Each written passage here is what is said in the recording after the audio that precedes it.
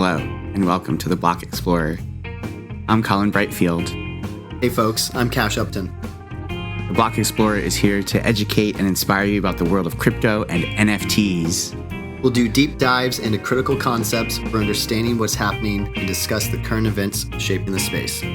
We're making this podcast for the curious, the free thinkers, and the change makers that propel us forward. As we embark on our adventures, remember that none of this is financial advice and crypto can be risky. In this episode, we discuss value, scarcity, and how they relate to the digital space as crypto, Web3, and NFTs begin to shift what's possible in the realm of digital value. We're going to get into some philosophy here, but it's important to explore these topics because these new innovations offer a lot of new possibilities, and we want to know what that means as we move forward and how that will shift how value gets created in the future. So let's begin with the basics. The theme of this episode is scarcity. So we all are familiar with that. In our physical world, there is only a certain number of things. Even gold, there's an infinite supply, but it has a stock to flow ratio, which makes it more scarce than other metals, right? So there's this whole physicality of scarcity, but we don't necessarily see that in the digital world until now. Yeah, so everything is scarce in the physical world pretty much, right? We're used to this paradigm of everything being scarce. And now we have this new digital world that cropped up, 20, 30 years ago, and, that we've been living in till very recently, where we had this sense of abundance because, it's very easy to replicate things in the digital world. And we kind of saw that, with Napster and things like that started up, and all these different, you can just copy and paste the code, right? It's free to replicate. And I mean, that opens up a ton of cool possibilities, but also, you saw a lot of projects and attempts to circumvent this, right? You have like DRM licensing that the music industry introduced, and kind of this whole way that we kind of shifted, right? You were telling me earlier about streaming platforms and how we do that. Now you don't really own things anymore. Right. No one pays to download a movie necessarily. That you might pay to watch it on Amazon Prime, but you're not actually physically downloading the data of the movie. You're paying for the streaming service. Yeah, you're paying for the right to stream it, but the actual content is still owned by Amazon or Google Play or whatever, Apple, whatever. And I guess you can download it to your device, but even then, some of them have certain limits. After 30 days, they delete. They're still kind of gated in their silo of their software. You don't actually own the digital good. So now we have crypto, right? And crypto and Web3 has ushered in this new kind of sense of digital scarcity. And we've had other versions of this that we just mentioned, but now this is kind of new potent form of digital scarcity. Yeah, NFTs are hitting the market in a big way, which is kind of the culmination or kind of the product that we're seeing of creating scarcity digitally. And anything from NFTs to even the basic Bitcoin. Bitcoin itself is scarce. There's only ever going to be 21 million Bitcoin out there. So that is a scarce digital item right there. Yeah, so scarcity is built into the crypto values. That's why we have this idea of value at all for why Bitcoin is essentially it's valuable because it's scarce. And we've seen this, like you said, with NFT projects. But why even discuss this right now, right? And the point is because now there's some ways of creating scarcity that maybe seem, in my mind, more legitimate. Or, because we live in this sense of digital abundance, but then there's also scarcity being introduced. And how is that scarcity being introduced? Why was it only 21 million Bitcoin? Why couldn't it have been 25 million or 30 million or 10 million, right? So, there's these questions that, some of these decisions that get made, they kind of maybe seem arbitrary, but then they actually end up having real impact, why only 10,000 CryptoPunks or only 10,000 Bored Apes? It could have been 20,000. It could have been 5,000. And someone just made that decision, where you see some other projects that we're going to highlight that maybe tie scarcity to some other ways. So let's kind of review just quickly, some basic economics 101.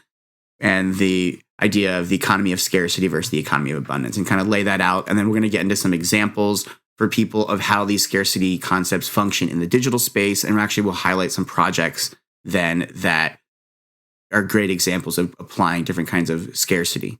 So the basic concept of scarcity is there's a mismatch between the limit of the resource and the consumer demand. We live in California. We know there's a scarcity of real estate.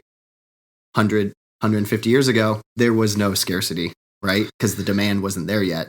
And now the demand outpaces the actual resource limits. Yeah, exactly. So we see this economy of scarcity everywhere that we look in the physical world. This has kind of been the name of the game for millennia. And but it does change here and there, like you said. Like, sometimes, in the beginning, land was maybe more plentiful, and now like housing prices are record highs. But we also see, things with the relationship within, how this relates to supply, right? So, we have that just basic like supply and demand. That's what you're kind of explaining. Mm-hmm. Yep. And, then we have to contrast this, we have the fact that scarcity is what drives prices higher. And when we have marketing campaigns that are just, a lot of the times they're just kind of inflating or conflating this idea of scarcity, like there's only going to be this many, but that's kind of an arbitrary thing too. Sometimes you see. Yeah, there's a really interesting NPR about the formation of the GMC car brand, and they took over Ford and they started beating out Ford because they were offering newer models, and they were creating this consumer demand for something that was new that wasn't even existing yet, because they were wanting to like incentivize more demand that for a product that wasn't even there yet. Yeah. And I mean, I'm always reminded of one of the greatest examples of this is the De Beers diamonds, and just like the diamond industry in general. And, I mean, this whole ethical issues that we're not going to get into with that, but just the whole fact that, they cap how much they can mine. They just sit on a bunch of diamonds. Yeah. And they only release so many a year just to keep the price super high and manipulate the market that way. Right. So that's an interesting way of artificial scarcity introduced in the physical world. And right. You see cartels, the oil OPEC and, making a set amount of production that's available, and artificially determining how scarce something is. Yeah. So now we move on to the economy of abundance, and abundance means having a lot of resources. So this means that you have almost unlimited resources, like in the digital world, where digital products are easy to create, they're easy to copy, and they're easy to transfer and amplify to millions of people. So, it's really, to iterate code is software it's cheap, right? Right. Copy paste. It's all there to replicate very easily. And I think one of the greatest examples is that we mentioned earlier is the whole what happened with the music industry. And all of a sudden, instead of buying CDs, everyone was just doing MP3s, and we saw the rise and fall of Napster and everything we talked about before. And now the music industry is now shifted to this more streaming model, which is a different model, but it's not really necessarily better for the artists because, they don't really get that much per stream. And then the fans don't really own anything. Yeah, it's interesting. We just saw the platform Royal.io launch to, provide tokenized ownership of a song to then distribute royalties to multiple owners, but they're still streaming those songs on platforms. They're not necessarily, selling the song as an NFT, which we thought was maybe going to be one route. And that is happening in some places, but they went for let's keep everyone wants to stream. Let's just, tokenize ownership and provide a scarce number of owners that can participate in owning that song.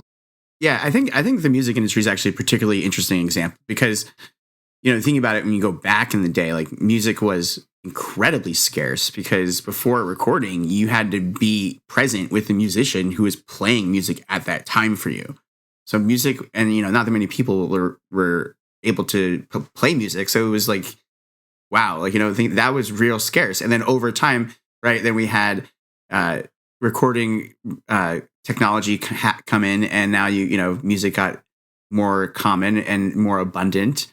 But it was still attached to a good that you had to own, like vinyl. Like you had to go buy the record still, and you still had to like buy a physical thing that you owned. And then, go through cassettes and then CDs. And then you go from, that's all kind of scarce still, right? Because even CDs, right, it's still like a product that you have to own to play the music. And then you go into this digital world with MP3s, and then like music was even like free for a lot of people for a while, if you participated in that or not.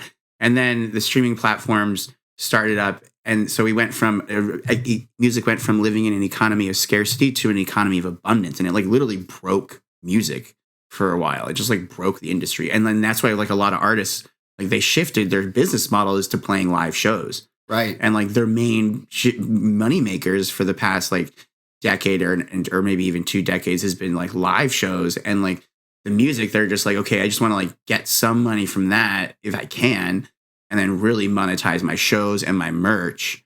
And that's how they make their living. And now we're seeing this going to shift again, because now we're going to go from the economy of abundance that's happening with the digital era prior. Now we have crypto, Web3. It's allowing musicians to re-enter the economy of scarcity with NFTs and create goods again. Right. And make good music, right? Because so many musicians had to go for the more poppy, what's going to be catchy on the radio. There's all these algorithms that they're trying to get the most listeners, but maybe they're not actually doing the art that they love and the music that is new and visceral and connects with your soul, So this is going to be a cool, resurgence of a revolution of good music.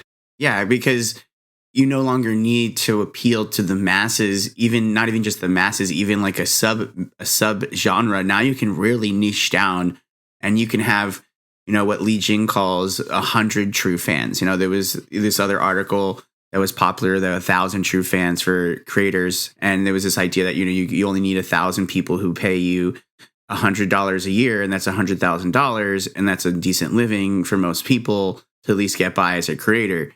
So then it's going to, the internet was going to allow, a flourishing of creators. And that did happen. And he wrote this article, I think in 2008 or 2009.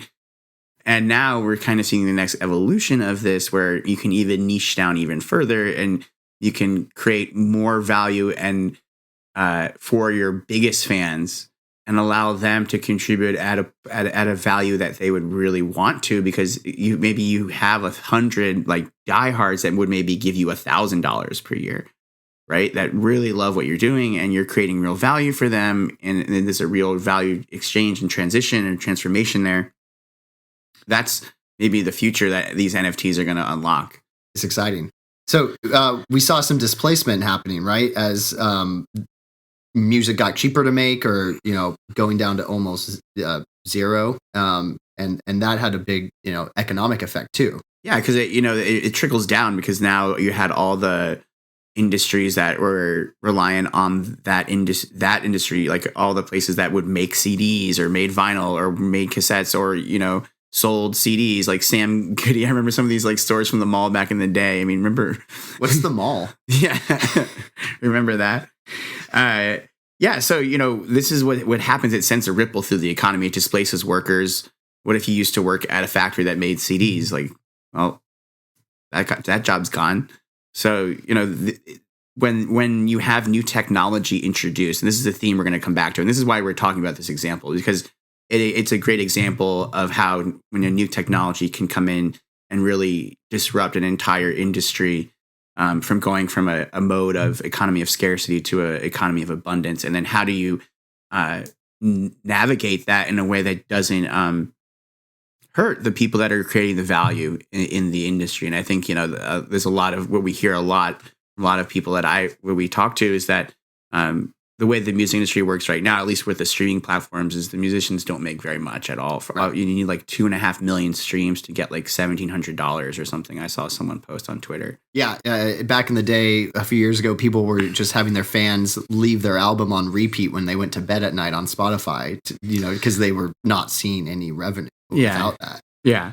So we're excited to see these new models come up, and We're going to have some more examples as we go through this episode, but we're going to kind of circle back to this abundant mindset just to bring up a couple cases that are kind of interesting as well to think about. So, for example, this is called the Javen's paradox, which is when companies with efficient production lines assume that they'll use fewer scarce resources. But in some cases, actually, the opposite happens because the companies become so efficient and good at what they do, then demand rises due to faster production and greater availability. And then that success then leads to them needing to use higher amounts of that scarce resource than ever before. So I was thinking about this example, and I think like Tesla with electric vehicles is a really good example, and how like all of a sudden cobalt is a big issue in cobalt mining, and a lot of the cobalt mines are in like Africa and some of these like war-torn countries. So it's just a whole big mess. Yeah, they call it artisanal mining. You know, a child mined it by hand. Oh my gosh. And that's just because there's so much demand, right? So they can't have the mechanisms in place to ensure that there's a more, safe humanitarian way to mine it or something, right? So there's the demand for cobalt got so high that people were throwing their kids in the mines and wanting to really, get after it. Bitcoin mining is another example too, right? Yeah. So Bitcoin mining is another example where Bitcoin mines, if they are able to get somehow a decrease in the amount of energy use expenses they have. So, Bitcoin mines are very famous for taking up a lot of energy. Some of them are focused on more green energy, and that's great.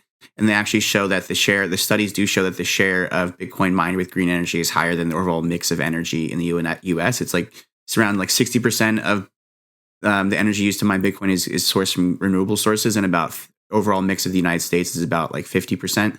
Interesting. Okay, yeah, and we saw a big increase in sustainable energy when a lot left China, because there's a lot of coal intensive there. Yeah, so I mean, there's arguments for and against, that I don't really want to get too deep into that. But one thing that was interesting to note is that when a new Bitcoin mine, if for instance they're able to get a lower electricity bill, essentially a more efficient way of getting the same amount of hash power, which is what you use to mine Bitcoin, for a cheaper price. They don't just keep that savings. What they do is they increase their hash rate until they get that ratio of what their electricity expense was back to where it was. So say your electricity expense was 10% of your budget, right? And then all of a sudden, because you got some more solar in the mix or something, now it's 8% of your budget. Instead of just taking that 2% and putting it towards profit, they ramp up production again until it's back to 10% of their overall operating expenses. So it's another example of like, just because they get more efficient doesn't mean they're going to use less. It actually means they just actually use more and more and more. So food for thought on this economy of abundance flywheels that can get started. And I mean, we don't need to go down this rabbit hole, but a lot of that is even tied to our economic policy and just the overabundance of dollars, and the fact that we have to constantly increase our GDP to see a similar standard of living in a lot of ways. Yeah, it's this thing where if you stop moving, then you actually start to go backwards. So you always have to keep growing. You just have to maintain constant growth. We've talked a little bit about this before in previous episodes. It's the economic bloat, man. The blob needs to keep growing. Right. All right, so we talked about some basic economic principles, economy of scarcity, economy of abundance, and how those can kind of interact with one another. Now we're going to touch on digital scarcity a little more acutely and get into actually the nuts and bolts of defining what is digital scarcity and some of the ways those play out in the crypto and Web3 NFT space.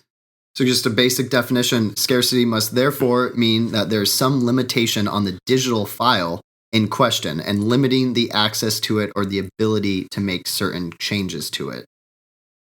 And so you mentioned this in the beginning with like software, for instance. They weren't selling software anymore, they're licensing it, right? So they're limiting the ability to access that file or to have access and use of that. Yeah, you're renting it, right? So this is software as a service, SaaS, which is a hot tech thing. And there was like a moment in time where just like everything just kind of switched to remember. Like I remember you could just go buy like Microsoft Office or whatever. Yeah, you get a CD. Yeah, you get a CD-ROM and you install it.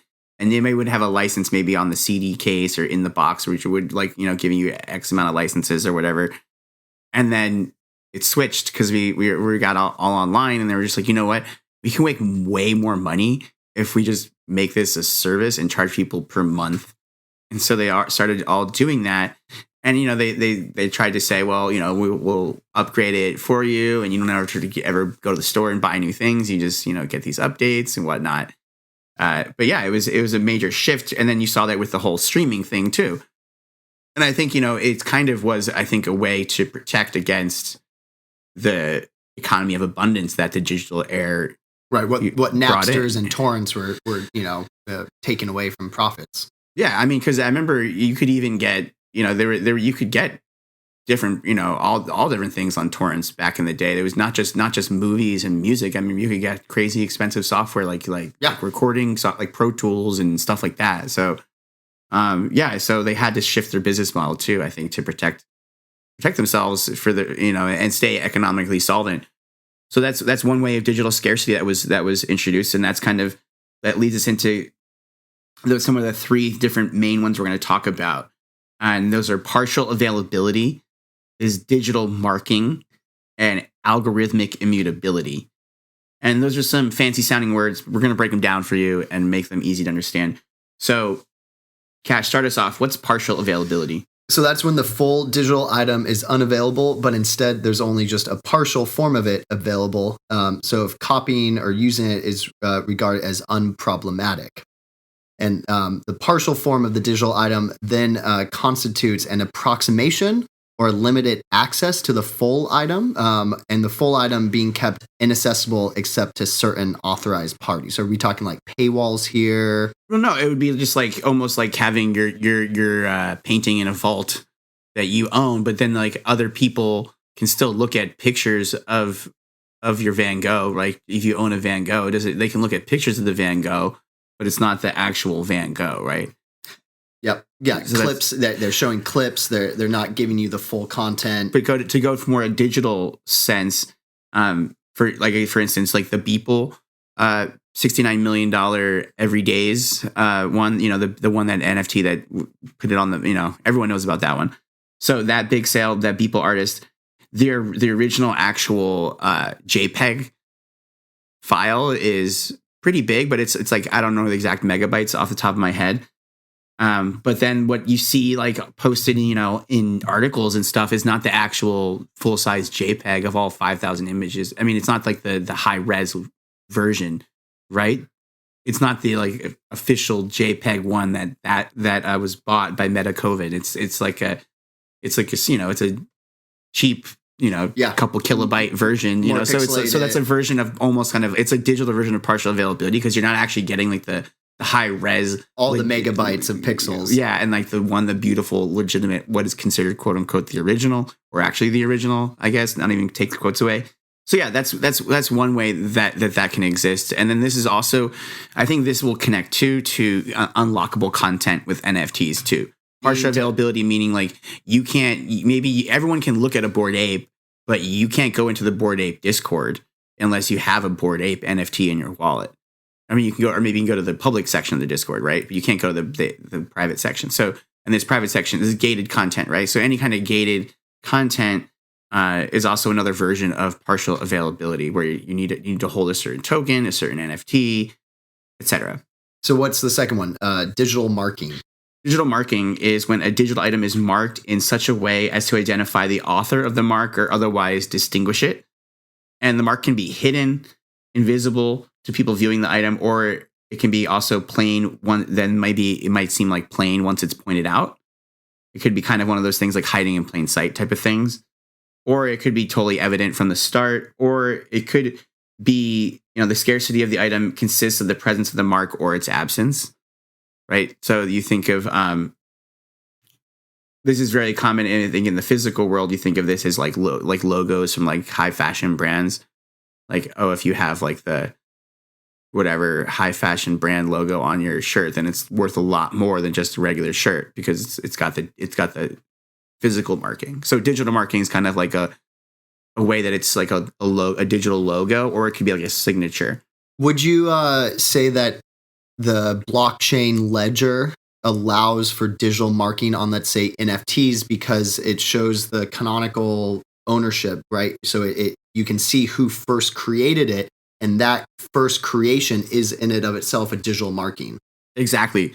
That's exactly on point, because the blockchain is a public ledger that records history, and essentially any wallet, right, that own the NFT or those tokens, right, is marking it with on the blockchain. It's getting marked that wallet owned that specific piece of art or NFT, and then it was moved to another wallet, so it has that mark for forever. You can never erase the fact that Christie's sold Beeple's every days to Metacoven. That's on Ethereum's blockchain. That can never be erased. That's immutable. It's on there. And that's a mark, essentially, that marks that specific NFT with Christie's essentially legitimate signature that legitimizes that exact token versus any other one that might be created later. It's not going to have that transaction attached to it. Therefore, it doesn't have that provenance. Yep. And that's the beauty of the public ledger right there. Yeah. Because someone can go and copy paste, make a whole nother NFT of the exact same piece of art, but it's not going to have that same ledger record of Christie's being the original seller. Yeah. Cool. And then the third one, algorithmic immutability. This is kind of what we get down to with like Bitcoin, right? There's some sort of a digital item that has an algorithm that's required for the operation of the output that then restricts the supply or the abundance of it. And is that like what we would give our listeners the example of Bitcoin? There's only 21 million and that's built into the code. Yes, in some ways, I would say that, but also this is actually kind of more just what we were talking about as well, where the mark is also essentially the how the blockchain functions as a public ledger is this algorithmic immutability, right? Because the chain is no one can go back and change it, right? And so you have an algorithm that has a clear path that shows the given history and behavior. So if it was sold or transferred or whatever, this is the ledger and everything, all the actions that have happened to that specific piece. Gotcha. And that's our cryptographic coding that allows for that to be immutable. Yes, exactly. And so to contrast these and compare these with some of the scarcity that we work with in the physical world, let's talk about some examples. So we talked about scarcity and physical limitations. And so a lot of that is often the easy example is just, materials that are precious metals, gold, oil, cobalt, things like that. Oil's not a metal though. Precious resources. But yeah, still the stock to flow. How easy is it to extract it and get it to the market? Yeah. And then we have another kind of scarcity, which is proximity. So, that's, you need to be in an exact location. So that could be a lot of different things. Scarcity, like for one example is, in the physical world is being at the beach, right? Like a lot of people want to go to the beach. Well, you have to live close to the beach, have this proximity, right? It's more houses tend to be more expensive on the coast. So that's an example of proximity. Or like downtown in a certain neighborhood in a certain city, right? Is going to have more desirable. There might be certain more undesirable neighborhoods like downtown Manhattan. There's some proximity scarcity there in function, and that's why it's so expensive. Time's another form of scarcity. So the time it takes to play a game or users engage in content, and we're seeing that now with like some viewing. You're getting paid by how long you view something, right? Attention tokens is something that is kind of allowed for because of what the blockchain can kind of provide. Yeah, so time is another really important form of scarcity, and we all feel time in the physical world, and that's a scarcity that we all deal with every second of our lives. And so but then how does this kind of get translated to the digital world? And there's some interesting examples. One of them, like you mentioned, is like time release different things, like maybe tokens that get released or NFTs, or depending on how long you hold a certain NFT. We're seeing a lot of this start to come up.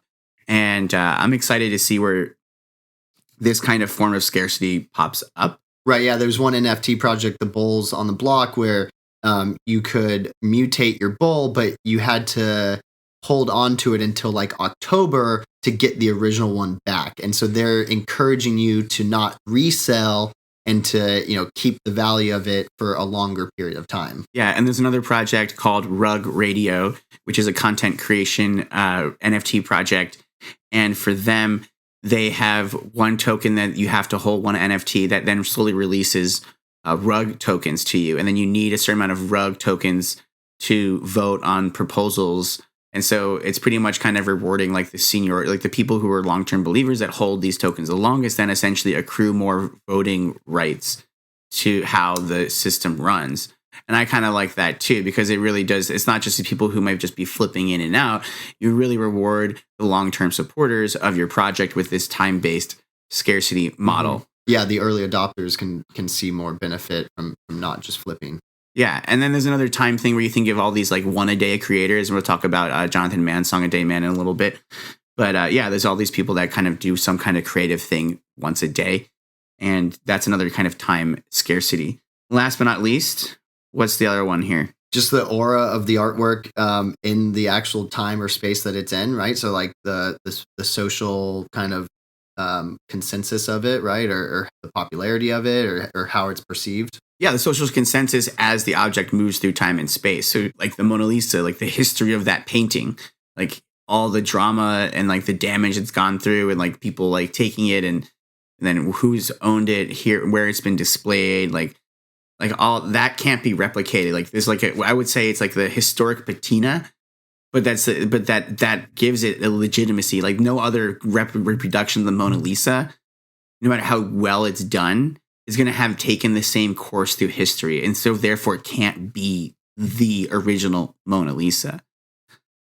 So when you think about digital works, we're going to touch on this too, is like, okay, like we talked the provenance of, okay, well because the blockchain allows this kind of history of time and space. And we're going to get into a deeper explanation of that later on. Yeah. And then just a few examples that kind of to tie it together, what we just touched on, like for instance, someone else purchasing a Bored Ape owned by a celebrity, right? So like if Steph Curry sold his Bored Ape, it's going to go for probably a lot more than just the other random Bored Ape out there. Yeah, because this is the idea of the scarcity through the history of a certain item, because there's only one Bored Ape that was owned by Steph Curry. I think he only has one. So that one, you could to make the argument that one could fetch more ETH if it was sold because of the history of the previous owner. And there's a lot of Bored Apes that are owned by celebrities at this point. So one might argue that those apes, if they were ever to be sold, would deserve a higher price. And I think that would be legitimized, right? So that's kind of one way. Another way is Bright Moments, and they had a proximity scarcity with their NFT launch because you actually had to go to the gallery. Yeah, you had to go to Venice or New York to actually do the minting in real life. I got to go with you when you mint it in Venice. That was really exciting. And it gave this extra layer of just fervor because you were there in person. You weren't just making an NFT on the blockchain in your living room. You were there in person. Yeah, and that introduces, I think, another layer of connection and community, because you get to meet everyone that's part of that community when you go and participate in something like that. And it builds this sense of connection to you as the NFT collector too, because you didn't just click a bunch of stuff on your computer by yourself, but you participated in this event. And now that NFT almost is like a memory, and it represents more to me than just like some of the other NFTs that I hold, because of that experience and that memory that's connected to that, because it actually had a different layer of scarcity introduced. It just wasn't kind of like there's only 10,000 and that's why it's scarce, or there's only this many with a red hat and that's why it's scarce. No, this is scarce because you literally had to get an appointment and it was hard to get one, and then you actually had to go there and be physically present to participate in it. And then there was a heist, and then like a bunch of them got lost, so it became even more scarce. So Bright Moments kind of created that aura within yourself to want to hold it longer and to value it higher than just someone else buying a random one. Exactly. Tell me about the mini mats. Yeah, the mini mats is really funny. So this guy Matt Coven, he put a chip in his hand that's an NFC chip, near field communication chip, And if you scan it with your phone, then it'll automatically send you a Matt sticker NFT. And the only way you can get this NFT is to just find him in real life and scan his hand with your phone. So this is just a whole other layer of proximity scarcity. And I just find it fascinating, actually. I find this is why we're talking about this stuff. I think it's just fascinating to explore this philosophy of what is scarce and how do we define scarcity in the realm of abundance in the digital world, especially with these new tools like NFTs and crypto and Web3. I'm calling it now. That's going to be the next business card. Oh, yeah, just scan my hand.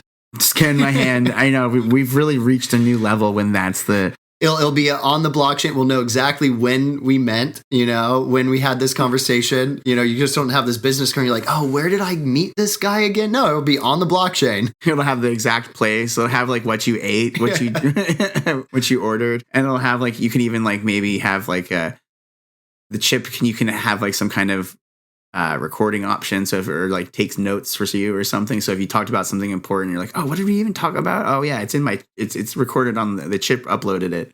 All right, enough of the chip talk. But it is. I think it's really cool because it does make me just want to find Matt and get a sticker because I just want to see how it works. Yeah, no, I it's totally like Jason Bourne having a chip under your skin.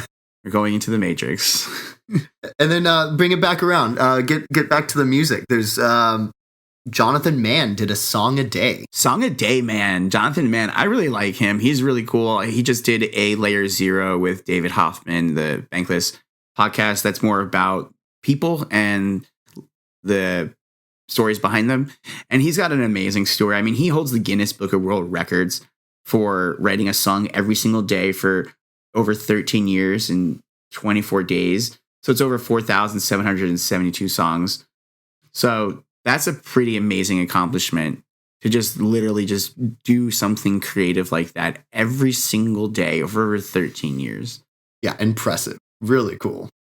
Yeah, so he's an impressive guy, and he got into crypto pretty early, and so he's smart because he understood that he wanted to explore how could these crypto tools and what's being unlocked. What could he do with that with his Song a Day project? And he ended up creating a DAO. And so he sold all the songs to raise funds for the DAO and create this project. And now every song that he writes every day, it's released as an NFT. It's on auction. And then the ETH that's made from the sale goes into the DAO treasury.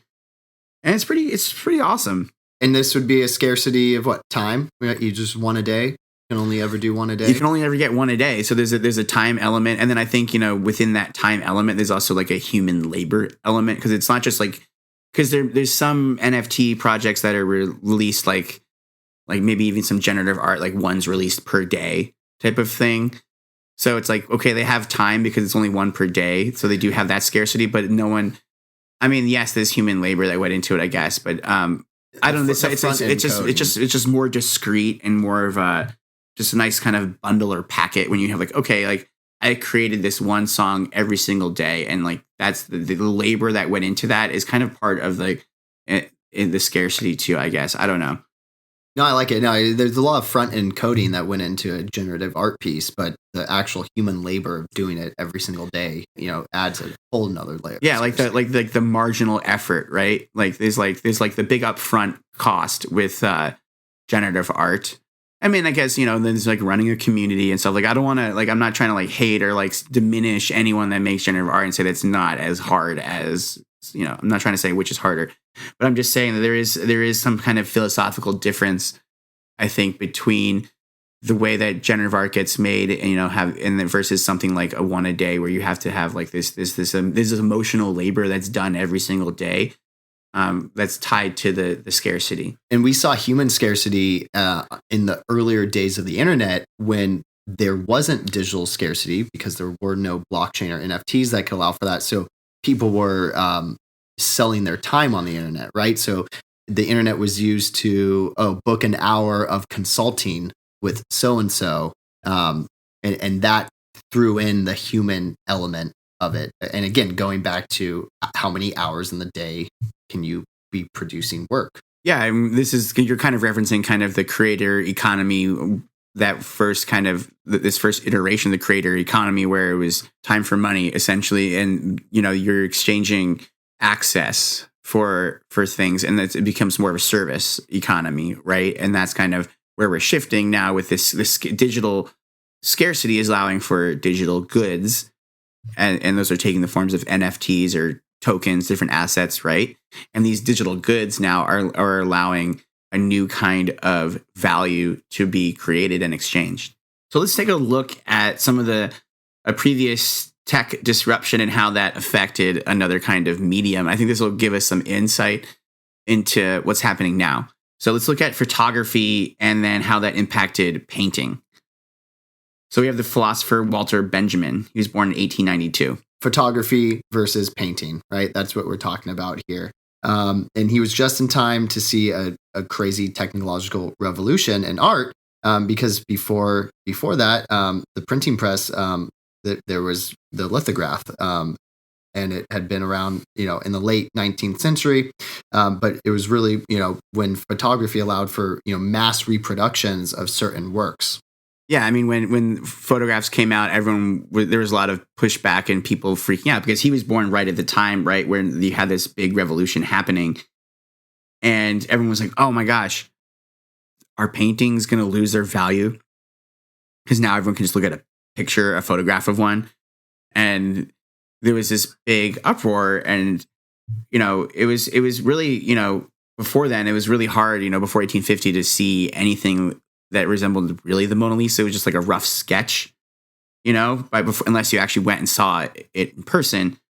But by the time, Walter Benjamin was in his prime, you could get a Mona Lisa postcard for a penny and then go around the corner to watch a silent film depicting Da Vinci painting it. So he kind of lived through this like crazy transition. And, we just want to ask, how did that shape value and what happened afterwards? Right.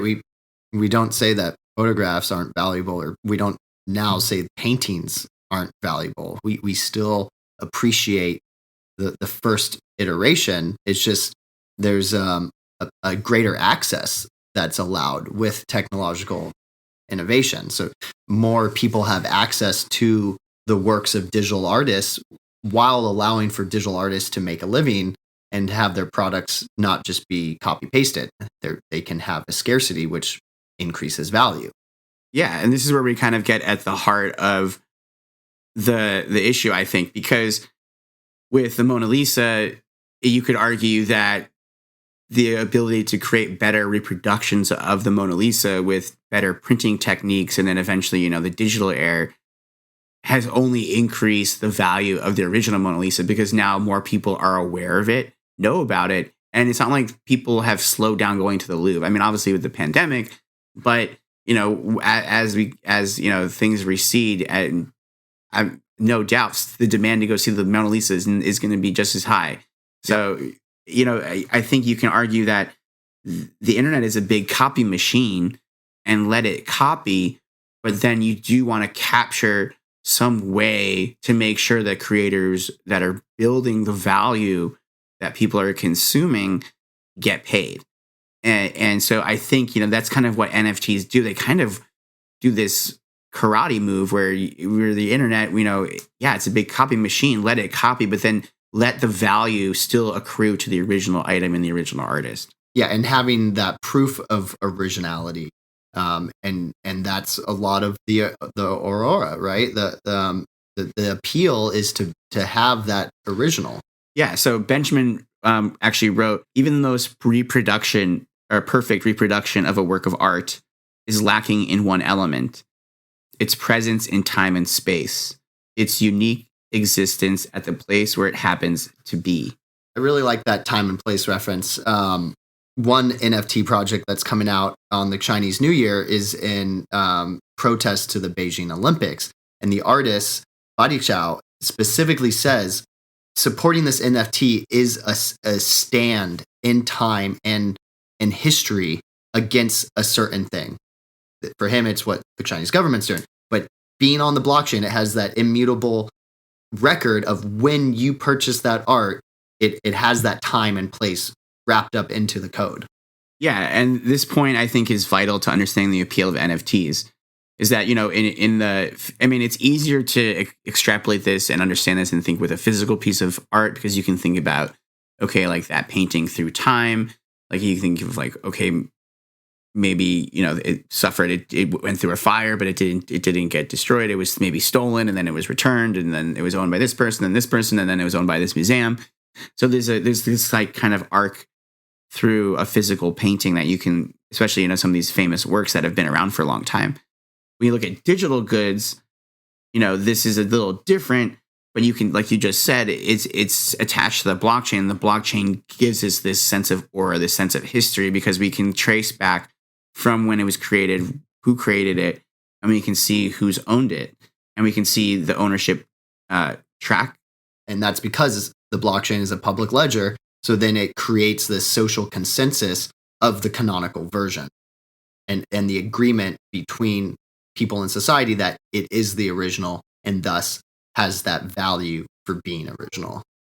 Yeah, so it all comes down to legitimacy and humans at the very end, right? I mean, we're all people, and it's the legitimacy that we put into the Ethereum blockchain or any kind of blockchain, whether it's Solana, whatever, like into these blockchain ledgers, these public ledgers. We're putting our willingness to say these are legitimate, and the what they say, we can trust the ledger to tell us the truth. And there's a social consensus around that, and that social consensus of like who owns what is what you can say creates a sense of value for that NFT, because there's a social consensus of who owns it and the history of that NFT, and that's available free and open to anyone to look at and check anywhere in the world at any point in time, on either scan or on SolScan or whatever it is, Polyscan, and on whatever blockchain you're on.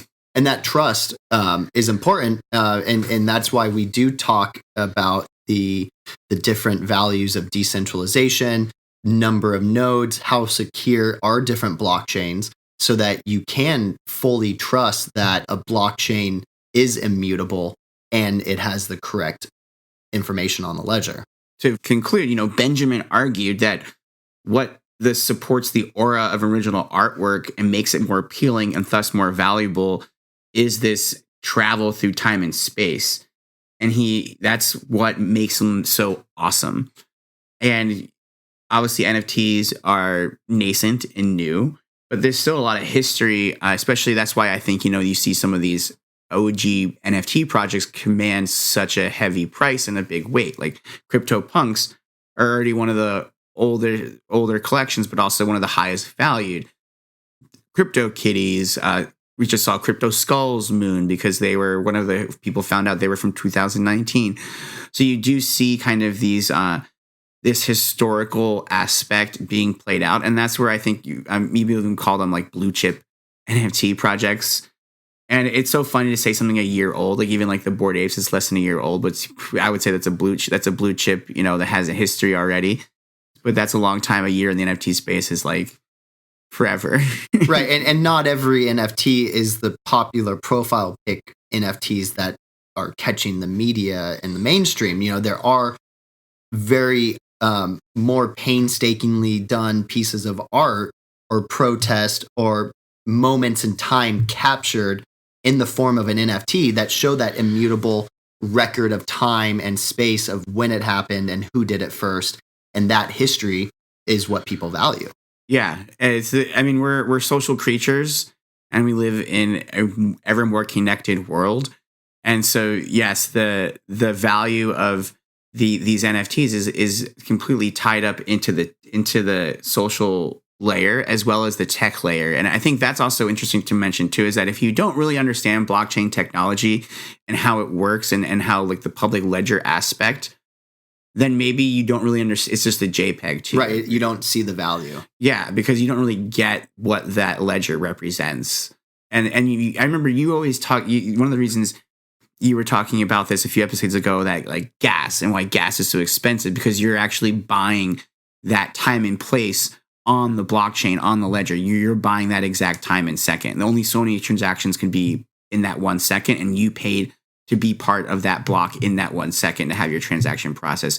So it is exactly that. It's exactly that. It's not just it's kind of like this. It's not just a transaction fee. You're paying to be in that moment in time. You're paying to have that moment in time, and then that moment in time is recorded for forever on the blockchain. Public ledger blockchain. Yeah. So that is essentially I think the way that some of these NFTs derive their value is in their originality and the sense of aura that Benjamin talks about is because they have a history that allows them to project that I am this file is the original, or the one that social consensus says is the original.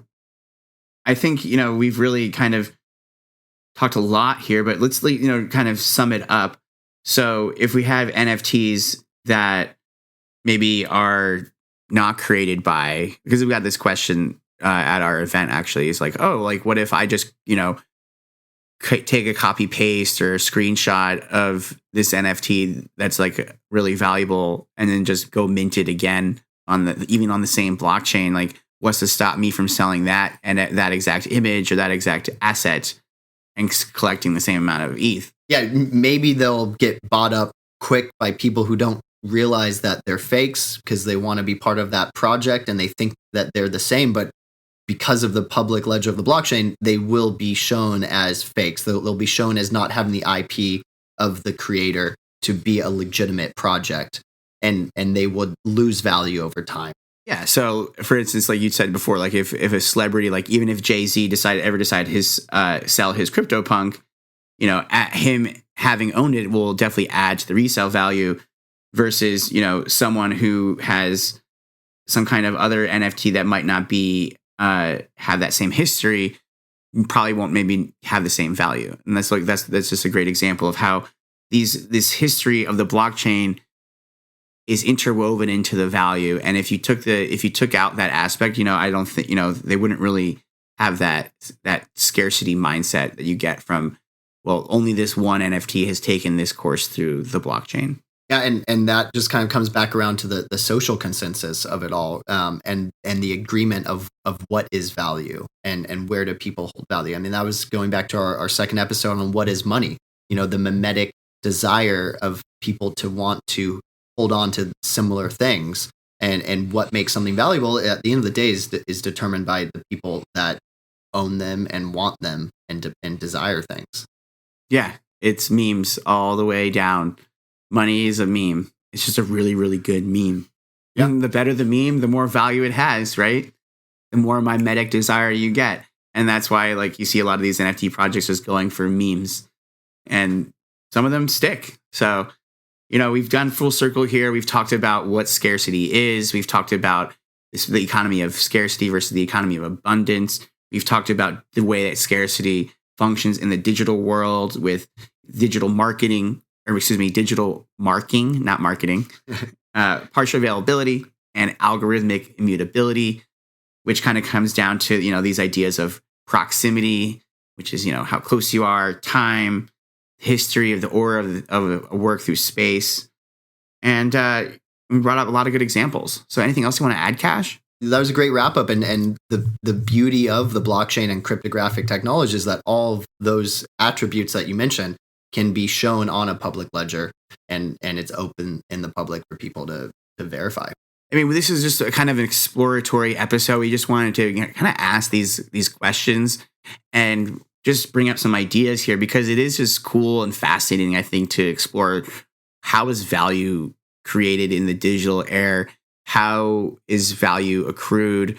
What makes something more valuable than another thing? When you see these different NFT projects building, what's going to separate one from the next, and how can you maybe get some alpha here by looking at, is one just making arbitrary scarcity, or is one actually built on some kind of cool mechanism for scarcity? And then there's new ones being created every day.